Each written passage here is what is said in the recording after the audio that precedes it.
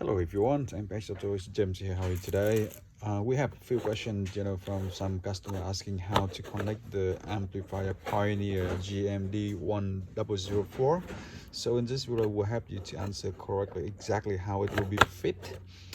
So here's the box. We have an open box video in another one, and you can see it in our channel. And here's the new box as well.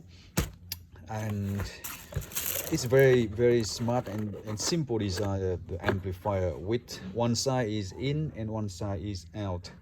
So talking about in and out, it actually comes with the accessories like this. You see that in the box.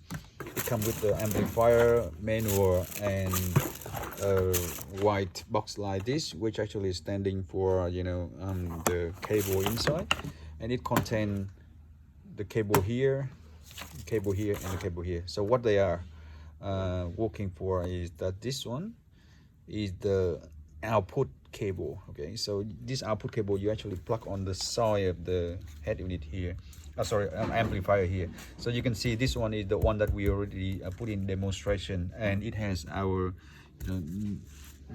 label for the business, the installation service over here. And this is the amplifier. The output is here, so you actually have the output plug on this one, and then you connect to whatever over there, speakers. But also on this output, actually it has the power input. So basically you have the power input like yellow, red, and blue, and orange. So that is for the ISO cable connection, and it will supply power from battery and the connection for the control.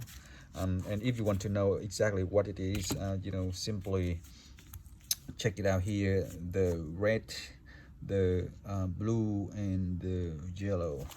Okay, yellow standing for the main battery, the red for the accessories, the blue for the ampere controller, and other cable down there. So in this case, we have the output for speaker and the power inside. All of them come in this connector here. That's the one that's on the right side. Now on the left side is input speaker. And Pioneer design is very smart because they actually design for dual insert, which can be the RCA insert here like this, and the brand new one is like this. Okay, so you can plug in here and get the connection from the RCA if you have other RCA output and input here. So you can connect it to the other amplifier or directly to the head unit that has the RCA output. So if you have RCA output head unit, then simply plug in here and plug in straight in. Okay, that's all good for the signal for the speaker. Now they are designed to be able to recognize the high level of the speaker light, and they provide exactly the same connector here, and it provide the ISO connector as well. So you can either plug in ISO harness, or you can cut and join in based on your demand, and they just plug in the same way as the RCA plug, and after that it will recognize the speaker light signal. So the smart way is it can recognize low profile RCA speaker signal, or it can receive the high profile speaker light signal. That's so good and so easy for installation. Now after you plug it in, look at this way. We actually have input select. You can select 2 channel on the left or 4 channel on the right button here, and in this case we actually install 4 channel anyway, so we do that. And you can select front filter to be off, which means you have full frequency going in from the front speakers line. Or if you press that button, slide that button to the left, it will go into low profile filter, which actually it will lock in all of the low frequency signal for you, and it will ignore the high profile signal. In this case, we actually can do that if in case you want to have subwoofer output for the front speaker light on the other side of the system.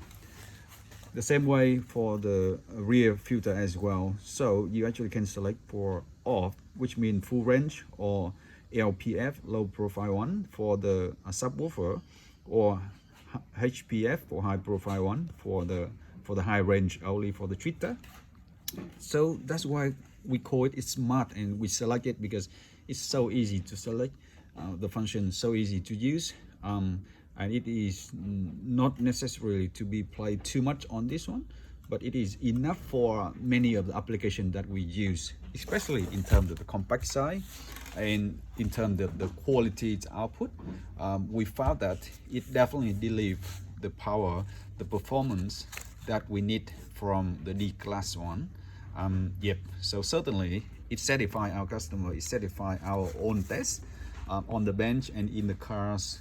And we already built many of the small car, SUV, big car, or the trucks with those amplifier. We have no connection to Pioneer, a company at this moment directly, so there's not any benefit for us to talk good about their products. But personally, or based on our works experience, we found that this one is really a well suitable product for our applications.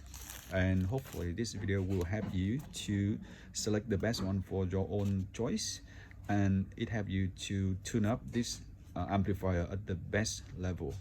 And make sure you also have one good head unit in the front that is capable of adjusting the amplifier and equalizer, like a built-in digital sound processor amplifier input and output, so it can help to control and connect to those amplifier at the best level. Okay, so if you want to know how we actually are doing those Pioneer amplifier in a real application, just watch out in our video that we actually are doing, and you can see that that is on Provado 2012 altitude. It will be soon have those amplifiers stay inside the car at the best level. Okay, so thanks again for watching, and we'll see you on the next one.